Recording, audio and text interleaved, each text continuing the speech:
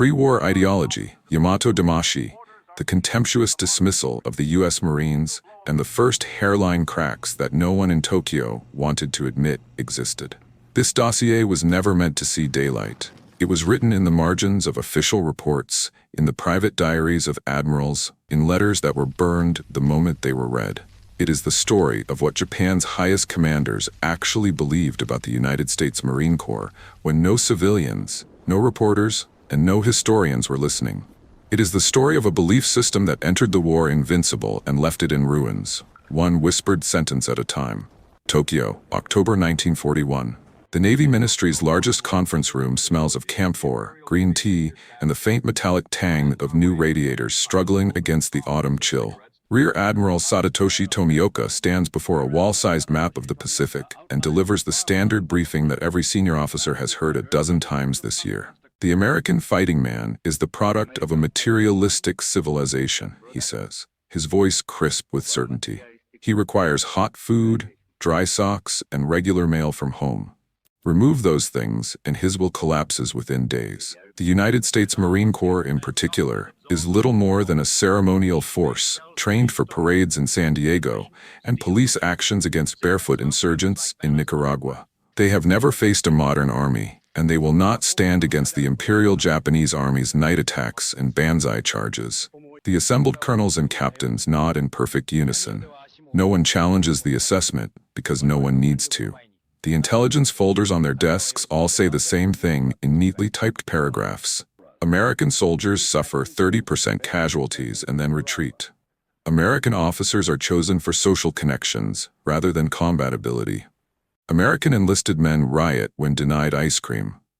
The Marine Corps is described in one Army report as a lightweight colonial gendarmerie armed with 1903 Springfield rifles and led by alcoholic reservists. Laughter greets that line every time it is read aloud. Across the city in the Army section of Imperial General Headquarters at Ichigaya Heights, Colonel Masanobu Tsuji goes further in his evening lectures to the War College class of 1942. One Japanese division, he declares, slamming his fist on the lectern, motivated by Yamato Damashii, is worth 10, perhaps 12 American divisions. Spirit always defeats matter. The Americans will tire of bleeding in jungle mud long before our divine soldiers tire of victory. The young majors in the audience scribble the phrase into their notebooks as though it were holy scripture. Even Admiral Isoroku Yamamoto, the one man in the entire leadership who openly fears the industrial power of the United States, does not seriously challenge the contempt for the Marine Corps itself. In private conversation with his chief of staff, Rear Admiral Matome Ugaki, he dismisses them with a weary gesture. They are brave enough for short fights, he says while staring out at the nighttime lights of Tokyo Bay, but they have no depth. A few sharp slaps and the American public will force Washington to the negotiating table. The Marines will be irrelevant. The doctrine is absolute, and the early victories of December 1941 and January 1942 seem to hammer it into unbreakable steel. Wake Island falls after 14 days of resistance that Tokyo describes as stubborn but futile. Guam surrenders in 30 hours.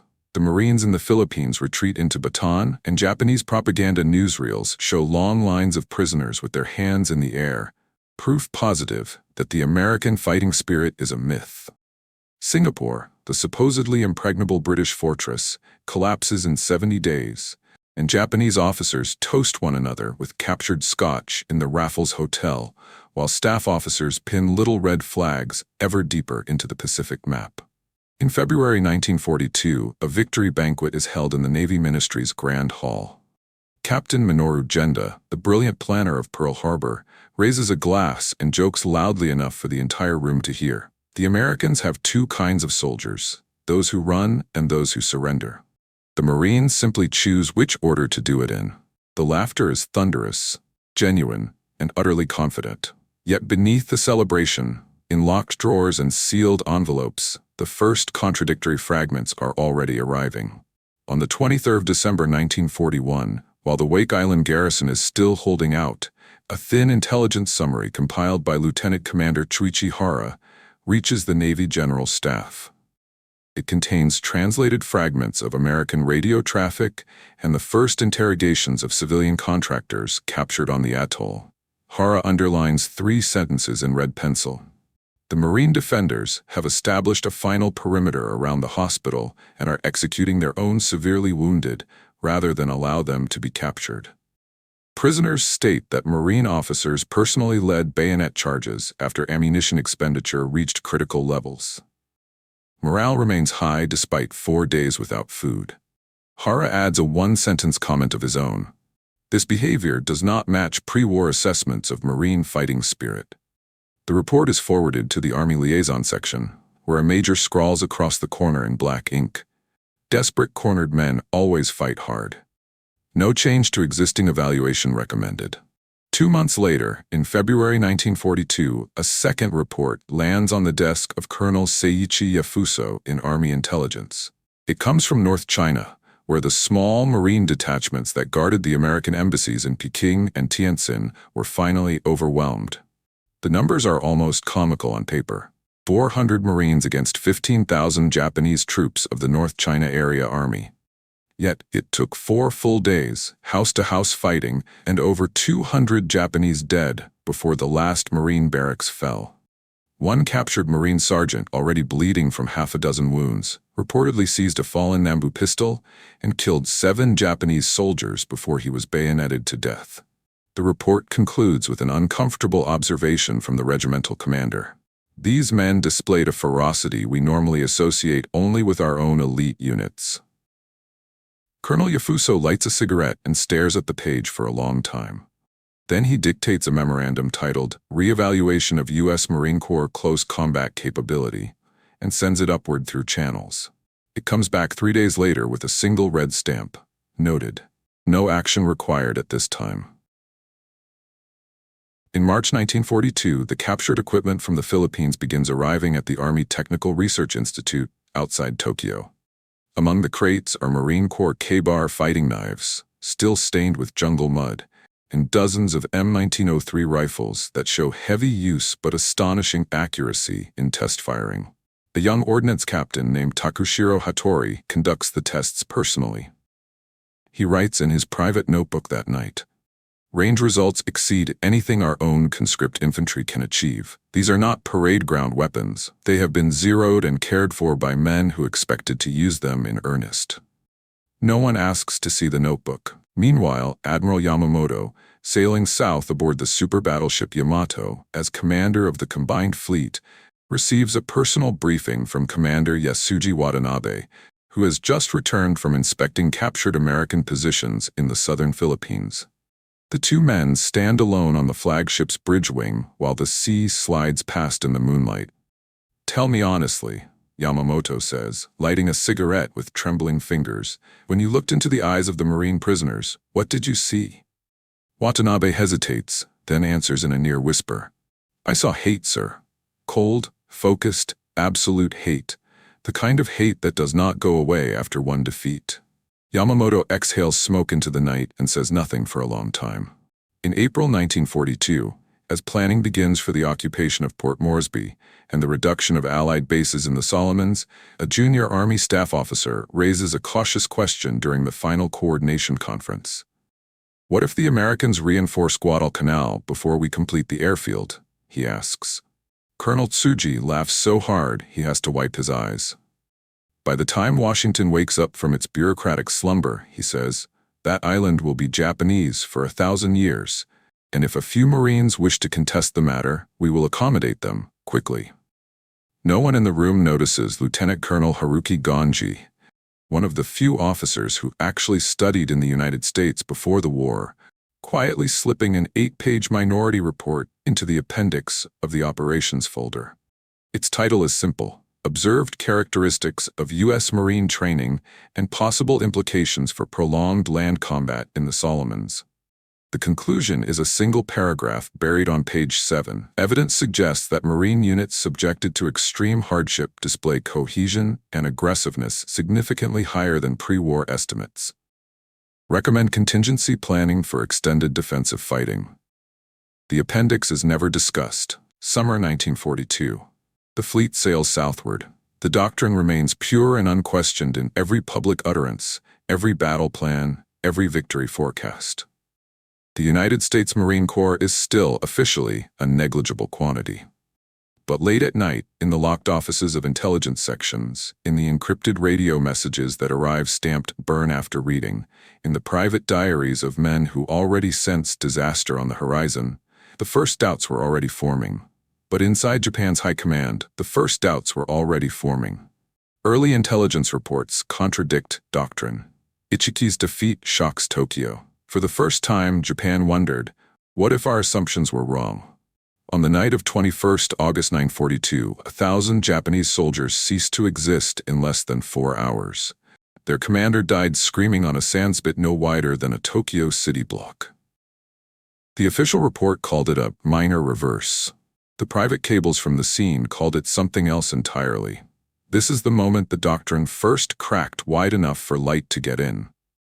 Guadalcanal, 7th of August 1942.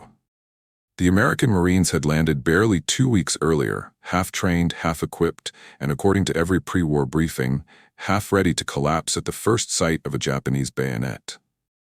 Instead, they seized the airfield the same day, renamed it Henderson Field, and began digging in along a pathetic little river the maps called the Tenaru, though the Marines insisted on calling it the Ilu. Japanese planners laughed at the maps. The Ilu was nothing more than a tidal creek lined with coconut logs and jungle rot. It would serve nicely as a graveyard. In Rabaul, Lieutenant Colonel Kiyonao Ichiki, commander of the Ichiki Detachment, the advance echelon of the 28th Infantry Regiment, veterans of China and the Philippines, received orders to annihilate the enemy without delay. Ichiki needed no encouragement. He had already written in his diary that the Americans were insects to be crushed beneath the Imperial Army's boot. On the evening of 18th of August, his 915 men landed unopposed at Taivu Point, 25 miles east of the Marine perimeter. They left their heavy weapons, their radios, and even their rice rations behind to move faster. Speed, spirit, and the bayonet were all a Japanese soldier needed. By midnight on the 20th, they were in position opposite the Ilu. What happened next was never meant to reach Tokyo in its raw form. At 3:10 on the 21st of August, Ichiki's men rose from the kunai grass with blood-curdling screams and charged straight into the dawn. They expected panic, flight, surrender. Instead, they ran into 4 companies of the 1st Marine Regiment under Colonel Clifton Cates, supported by the 37mm guns of Lieutenant Colonel Leonard Cresswell's battalion, and most crucially, into the personal attention of Captain Charles Brush and his platoon of M3 Stuart light tanks that happened to be refueling nearby. The result was slaughter on an industrial scale. By 07, the sandspit east of the river mouth was carpeted with Japanese dead. Ichiki himself burned his regimental colors with gasoline and then either shot himself or was shot by his adjutant. The survivors could never agree. Fewer than 80 men crawled back into the jungle. The Marines lost 43 killed. The first cable from the scene reached Rabaul at 9:15, sent by a shaken naval observer attached to Ichiki's force. Attack completely failed. Enemy defended prepared positions with extreme tenacity. Heavy losses. Ichiki dead. Request immediate instructions. That cable was rewritten 3 times before it left Rabaul for Tokyo. Each rewrite softened the language. By the time it reached the desk of Colonel Joichiro Sanada, chief of the Army Operations Section, it had become a clinical, almost polite note. Ichiki Detachment encountered stronger resistance than anticipated. Further operations suspended pending reinforcement. But the raw intercepts, the unedited survivor testimonies, and the frantic phone calls between Rabaul and the forward headquarters at Truk did not wait for polishing. On the afternoon of 22nd of August, Vice Admiral Gunichi Mikawa, commander of the 8th Fleet, telephoned Rear Admiral Matome Ugaki aboard Yamato with a voice trembling from rage and disbelief. They were wiped out, Ugaki-san. Wiped out. The Marines never broke. They never even fell back 1 meter. Our men charged with bayonets, and the Americans simply shot them down from behind sandbags as if they were target practice. Ugaki, normally unflappable, was silent for a long moment. Then he asked the question no one had dared ask before. Did the enemy show signs of panic at any point? None, Mikawa replied. None at all. That same evening, a sealed pouch arrived by courier seaplane at Imperial General Headquarters. Inside were the first battlefield photographs taken by an enterprising Navy photographer who had accompanied Ichiki's staff. The images were grotesque, bodies piled 3 deep along the sandspit, many still clutching Arisaka rifles with bayonets fixed, faces frozen in expressions of shock rather than fear. One close-up showed a Japanese sergeant who had managed to reach the marine wire before being riddled with canister shot from a 37mm gun. His eyes were still open, staring straight into the camera lens. Colonel Hattori Takashiro, the same ordnance officer who had tested captured marine rifles months earlier, was summoned to examine captured equipment brought back by the handful of survivors. He laid the items on a table in a secure room: 1 Garand rifle, 2 Thompson submachine guns, several canteens, and a blood-soaked marine utility blouse with the name stenciled above the pocket. Hattori noticed something that made his stomach turn. The blouse had been pierced by a Japanese bayonet in the left shoulder, but the tear was sewn shut with crude field stitches. Whoever Platt was, he had been wounded, patched himself up, and gone back into the fight. Hattori wrote a memorandum that night and delivered it personally to General Sadao Araki, the Army Minister. Enemy infantry demonstrated fire discipline far superior to pre-war estimates. Automatic weapons and rapid-fire rifles were employed with devastating effect at close range. Our troops were unable to close due to volume of fire. Recommend urgent study of defensive tactics against prepared marine positions. The memorandum disappeared into a drawer. But the whispers had already started. In the Navy Ministry, Captain Minoru Genda, the man who had laughed loudest about marine cowardice 6 months earlier, now sat silent during staff meetings. When pressed for an opinion on reinforcing Guadalcanal, he finally muttered, "We may have miscalculated the tenacity of these particular Americans." Across the corridor, Commander Yasuji Watanabe, Yamamoto's intelligence officer, received a translated marine radio intercept from the Tenaru battle. It was a routine traffic between Colonel Cates and General Vandegrift. Cates, send every available 37mm to the river mouth. They're coming across the sandspit like they own it. Tell the men to hold what they've got. We're not giving up 1 inch of this island tonight. Underneath the calm words, Watanabe could almost hear the unspoken corollary: "We will die here before we retreat." He underlined the exchange 3 times and walked it personally to Yamamoto's cabin aboard Yamato. The admiral read it without expression, then looked up. "Yamamoto, they sound like samurai." "Watanabe, they sound like men who believe they are winning, sir." On the 28th of August, a week after the massacre, the Army section held a closed-door briefing for selected staff officers. Colonel Tsuji, still defiant, insisted that Ichiki had simply been betrayed by bad luck and poor terrain. "One night attack failed," he said, waving his hand dismissively. "The next one will succeed. Spirit remains undefeated." But in the back row, Lieutenant Colonel Masanobu Futami, newly assigned from China, raised his hand and asked a question that froze the room. "Colonel Tsuji," he said, voice perfectly polite, "how many more detachments do we intend to sacrifice before we admit that the Americans on Guadalcanal are not behaving like any Western army we have ever fought?" Tsuji's face turned purple, but before he could explode, Colonel Sanada quietly adjourned the meeting. Later that night, Sanada poured sake for Futami in a private office and asked, almost pleading, "Tell me honestly, what did you see in the reports that I am missing?" Futami answered without hesitation. "I saw men who fought from fixed positions with perfect coordination, who did not waste ammunition, who did not run when flanked, and who buried their dead and went back to their guns before sunrise. That is not a defeated army, Colonel. That is an army that intends to stay." The sake cups remained untouched. In locked diaries and encrypted telegrams, in the margins of operational maps, in the silence that followed every optimistic briefing, a question was forming that no one yet dared to speak aloud in full. For the first time, Japan wondered, what if our assumptions were wrong? Kawaguchi's testimony. Bloody Ridge dissected in confidential briefings. The Marines were not just surviving, they were adapting. By the last week of September 1942, the word Guadalcanal had begun to taste like poison in Tokyo.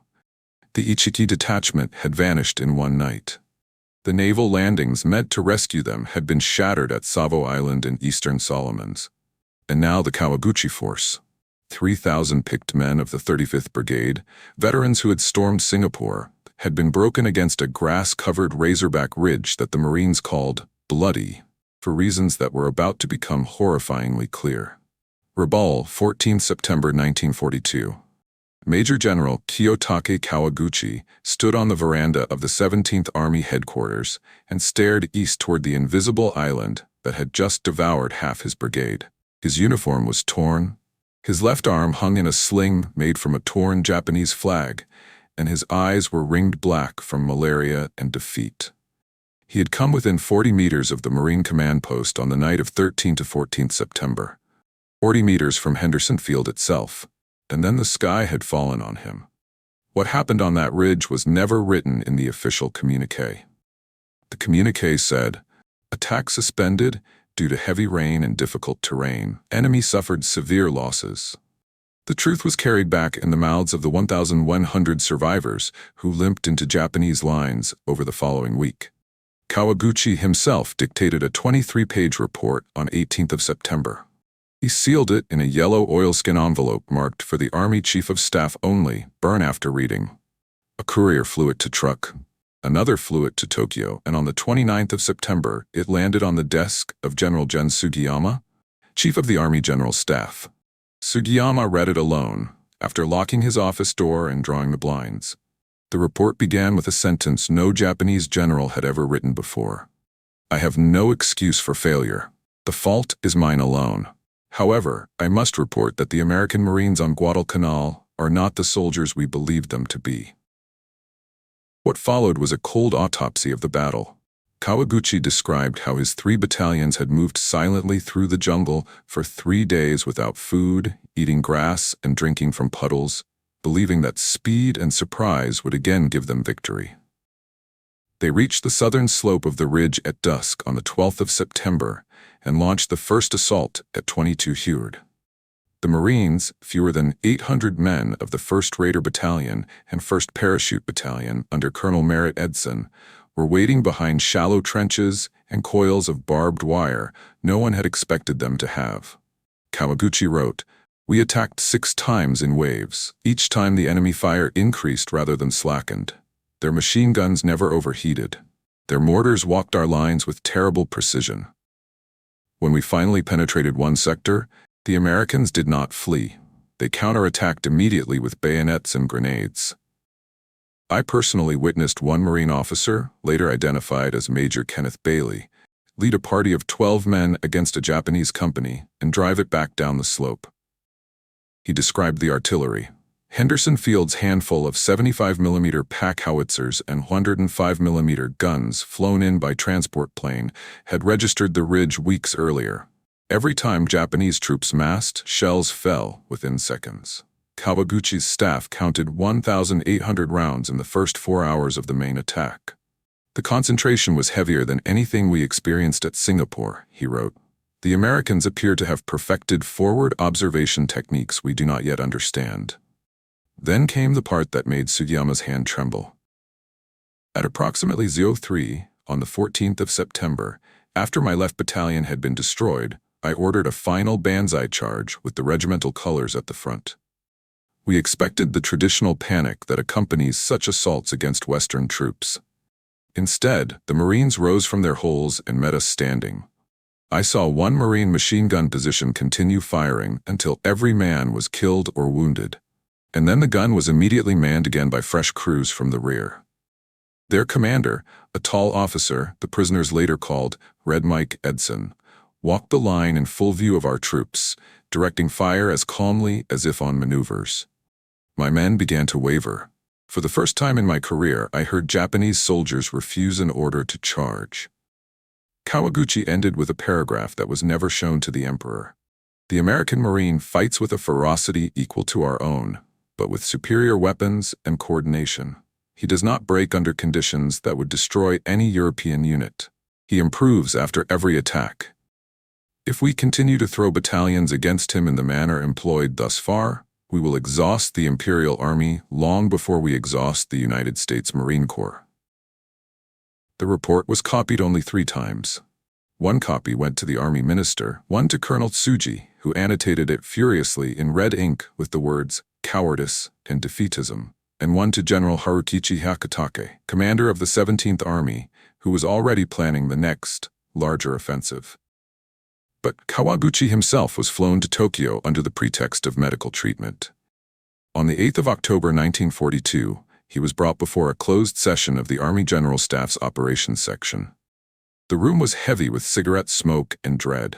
Sugiyama, Sanada, and 8 senior colonels sat in a semicircle. No notes were taken. Kawaguchi spoke for 90 minutes without once raising his voice. "Gentlemen, I have fought the British, the Australians, the Chinese, and the Dutch. None of them fight like these Marines. They do not fear the night. They do not fear the jungle. They do not fear death in the way we believed all Westerners fear it. When we cut their supply line, they grow thinner, but they do not grow weaker. When we wound them, they return to the fight within days. Their junior officers show initiative that would shame many of our own captains. Their enlisted men obey instantly, yet think for themselves. I tell you plainly, if we meet them again with the same tactics, we will be destroyed again." Colonel Joichiro Sanada asked the question everyone feared. "Sanada, General, are you saying the American Marine is a better soldier than the Japanese soldier?" Kawaguchi did not flinch. "I am saying he is a different soldier, and in the environment of Guadalcanal, different has become better." A long silence followed. Outside, rain lashed the windows like machine gun fire. That same week, Navy intelligence intercepted and translated a series of Marine radio messages from the Ridge battle. One exchange in particular was circulated in a locked folder. Edson to Vandegrift, 0347, 14th of September. "They're coming in again. Same place. Tell the artillery to walk it right down the saddle." Vandegrift to Edson, "Hold the ridge, Mike, whatever it takes." Edson to Vandegrift, "Understood, sir. They'll have to take this ground over our bodies." Commander Tadayoshi Koga, one of the few Navy officers allowed to read the translation, underlined the last sentence twice and wrote in the margin, "This is not bravado. This is statement of fact." In a small office at Ichigaya, Lieutenant Colonel Masanobu Tsuji raged alone, tearing Kawaguchi's report into strips and then taping it back together so he could tear it again. But even Tsuji, the high priest of offensive spirit, began to avoid the subject of Guadalcanal in briefings. And in the private diary of Vice Chief of Staff Lieutenant General Seishiro Itagaki, a single entry appeared on the 15th of October. "Tonight I dreamed of a green ridge covered with Japanese dead. On the crest stood a Marine in torn utilities, smoking a cigarette and watching us with calm eyes. I woke up sweating. We are teaching them how to kill us more efficiently with every attack we launch." By the end of October 1942, the evidence could no longer be burned, buried, or explained away. The Marines on Guadalcanal had been outnumbered, outgunned on land, starved, bombed, and shelled for 80 days. And every time Japan struck, the defense grew stronger, smarter, deadlier. The Marines were not just surviving, they were adapting. Internal debates erupt after the Sendai Division shatters. Secret respect emerges. Behind closed doors, Japan admitted what it never said aloud: the Marines had earned their fear. In the space of 72 hours in mid-November 1942, the Imperial Japanese Army threw its finest infantry division against the same muddy ridgeline on Guadalcanal and watched it die in pieces. The 2nd Sendai Division, 14,000 elite troops, veterans of China and Malaya, led by Lieutenant General Tadayoshi Sano, was considered the sharpest blade in the 17th Army's scabbard. By the 15th of November, it had ceased to exist as a fighting force. What came back to Tokyo was not a report, it was a confession. The plan had been simple on paper. While Vice Admiral Nobutake Kondo's battleships bombarded Henderson Field into rubble, Lieutenant General Harukichi Hyakutake would land the entire Sendai Division west of the Marine perimeter, sweep eastward along the coast, and annihilate the Americans in one overwhelming night attack. The date was set for the night of 12th to 13th November. Tokyo expected victory telegrams by the 14th. Instead, the telegrams never came at all. What arrived instead were fragments. Frantic radio messages, half-burned diaries retrieved from corpses, and the testimony of 700 broken men who straggled back to Japanese lines over the following month. The story they told was so catastrophic that Imperial General Headquarters imposed total censorship. Officers caught discussing it privately were threatened with transfer to Manchuria in winter. The first disaster struck on the night of 12 to 13th of November, when Rear Admiral Raizo Tanaka's destroyer transport force ran straight into an American cruiser-destroyer force off Lunga Point. The ensuing melee, later called the Naval Battle of Guadalcanal, cost Japan 7 destroyers and most of the Sendai's artillery and heavy equipment before a single soldier reached shore. The second disaster unfolded on land. The Sendai's 3 regiments attacked piecemeal between 13th and 15th November against the western flank of the Marine perimeter, now held by the 1st and 2nd Battalions of the 164th Infantry, U.S. Army, the 3rd Battalion 1st Marines, and the freshly arrived 8th Marines under Colonel Richard H. Jeschke. The Marines and soldiers had been on the island for barely 2 weeks, yet they fought as though they had been born in the kunai grass. Japanese survivors spoke of the same nightmare in every debriefing. American machine gun fire that never seemed to run out of ammunition. Mortar barrages that answered Japanese bugle calls within 30 seconds. Marine counterattacks that came immediately, without hesitation, led by officers who shouted names like Puller and Basilone. And worst of all, daylight. Every dawn revealed hundreds more Japanese bodies and the same Marine positions still in American hands. On the night of 13th November, the Sendai's 228th Regiment tried to cross the Matanikau River in the dark. They were met by the 1st Battalion 5th Marines under Lieutenant Colonel Bill Whaling, and crucially, by Gunnery Sergeant John Basilone's water-cooled M1917 machine guns on a small knoll the Marines called Coffin Corner. Basilone's guns fired for 3 straight nights, with barrels changed so often that the water in the jackets boiled. When the guns jammed, Basilone repaired them with his bare hands while exposed to fire. By dawn on the 15th, the 228th Regiment had been reduced to fewer than 200 effectives. The final Sendai attack came on the night of 14 to 15th November against the ridge south of Point Cruz. Colonel Merritt Edson's 1st Raider Battalion, now down to 300 men, and Major Louis B. Chesty Puller's 1st Battalion 7th Marines held the line. Puller walked the perimeter under fire with a captured Japanese sword, telling his men, "They can't kill us all, dig in and make 'em pay." The Sendai charged 6 times. Each time they were thrown back. At a 4 on the 15th, the last regimental commander radioed Hyakutake. Attack failed. Ammunition expended. Situation hopeless. Then the radio went dead. By the 16th it was over. The Sendai Division had lost 3,200 dead, 4,000 wounded, and all cohesion. The Marines had lost 146 killed. Henderson Field never stopped flying. The truth reached Tokyo in pieces too sharp to ignore. On the 20th of November 1942, Lieutenant General Harukichi Hyakutake himself was recalled to Truk to explain the disaster in person to Vice Admiral Matome Ugaki. The transcript of that meeting, discovered decades later in Ugaki's private papers, is one of the most devastating documents in Japanese military history. Ugaki, General, the Emperor has been told the operation succeeded. How do I explain that an entire division has vanished? Tell His Majesty the truth, Admiral. Tell him the Americans have learned to fight better than we have. Their Marines no longer defend, they hunt. They read our attacks before we launch them. Their artillery is guided by aircraft that fly in weather we consider impossible.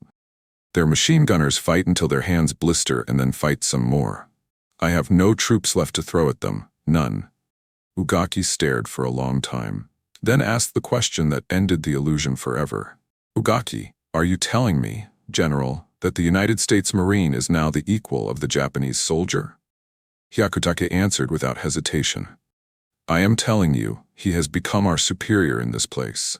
Not in spirit, never in spirit, but in every measurable way that decides battles. We are bleeding to death against men who grow stronger with every mistake we make. That night, Ugaki wrote in his diary, I fear we have awakened not a giant, but a demon. The Marines do not merely endure Guadalcanal, they have made it their home. Back in Tokyo, the Army General Staff held a series of closed sessions that were never recorded in the official minutes. Only fragments survive in private letters and post-war testimony.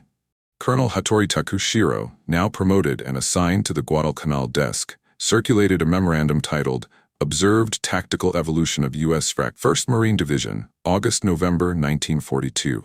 The paper was only 8 pages long, but it read like an indictment. Night attacks no longer achieve surprise. Banzai charges are met with concentrated automatic fire and immediate counterattack. Marine units rotate defensively exhausted companies to the rear and replace them with fresh troops who fight with equal ferocity. Artillery coordination has reached a level we cannot match without air superiority. Conclusion. Further large-scale offensives without naval and air supremacy are no longer militarily justifiable. The memorandum was discussed on 27th of November in a smoke-filled room at Ichigaya. For the first time, no one laughed. Colonel Tsuji tried to shout it down, but his voice cracked halfway through.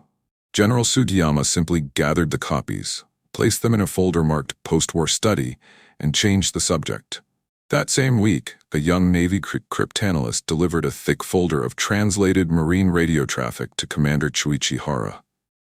One message in particular was passed from hand to hand until it reached Yamamoto himself.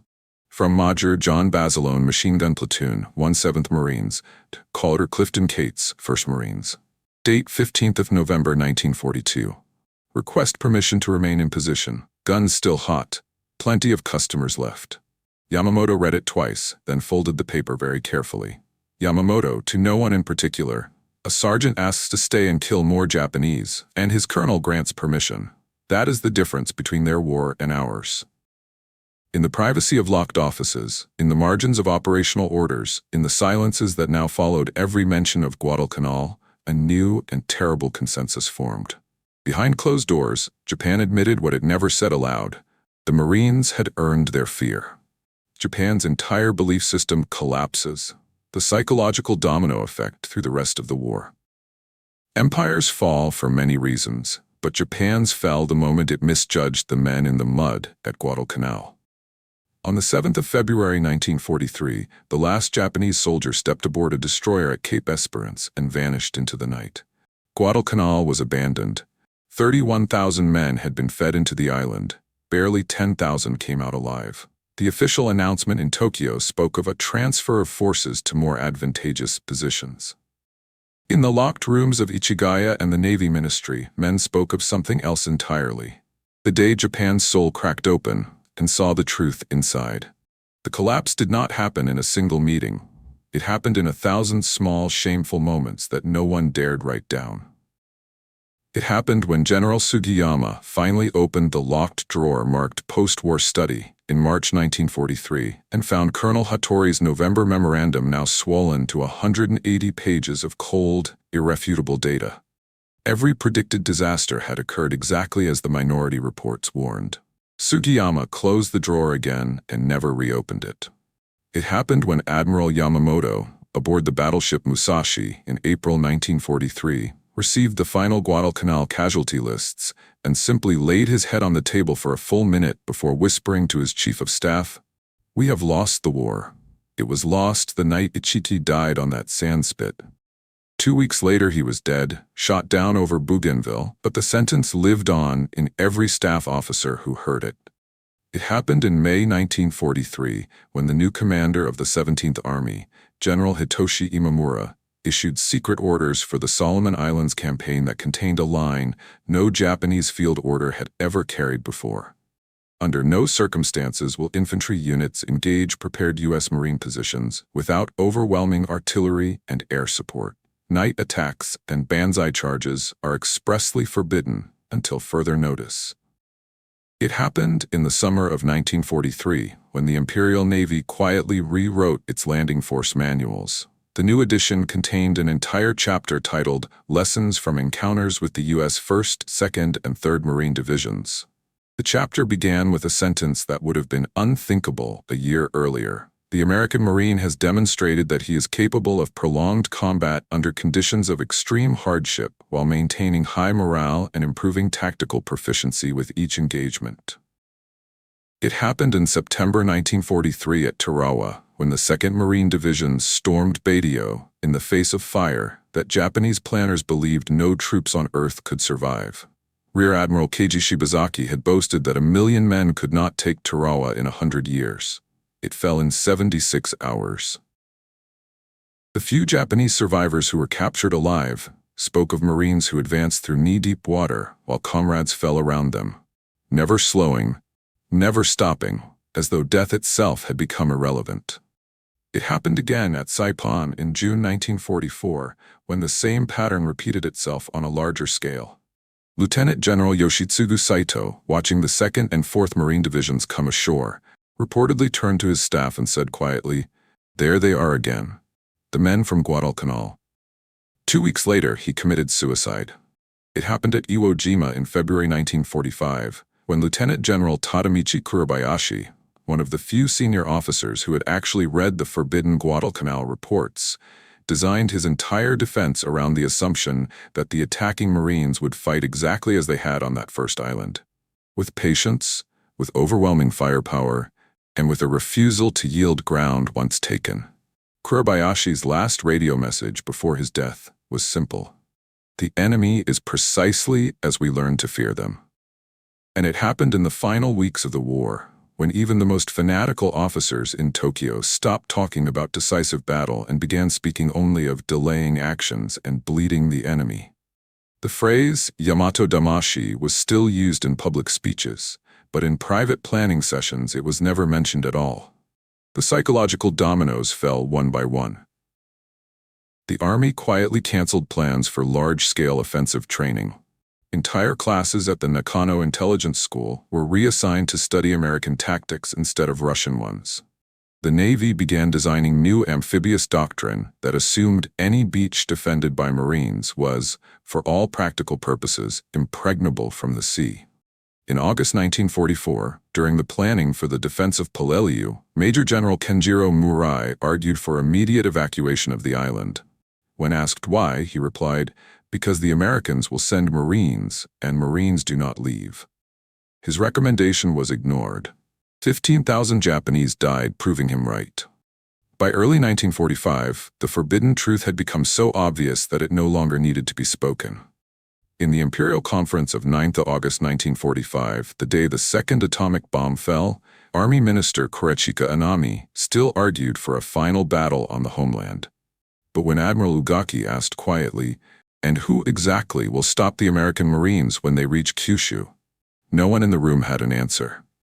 The silence that followed was the sound of an empire surrendering to a reality it had first glimpsed 3 years earlier on a jungle ridge no one had ever heard of.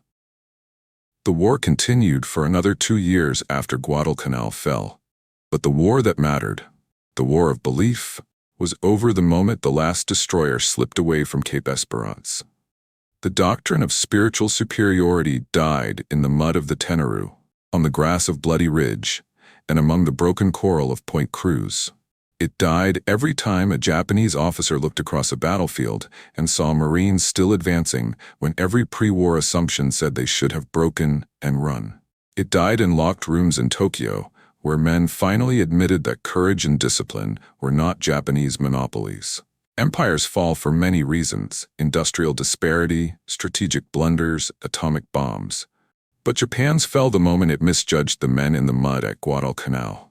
Empires fall for many reasons, but Japan's fell the moment it misjudged the men in the mud at Guadalcanal. Subscribe to uncover more hidden truths the history books never told.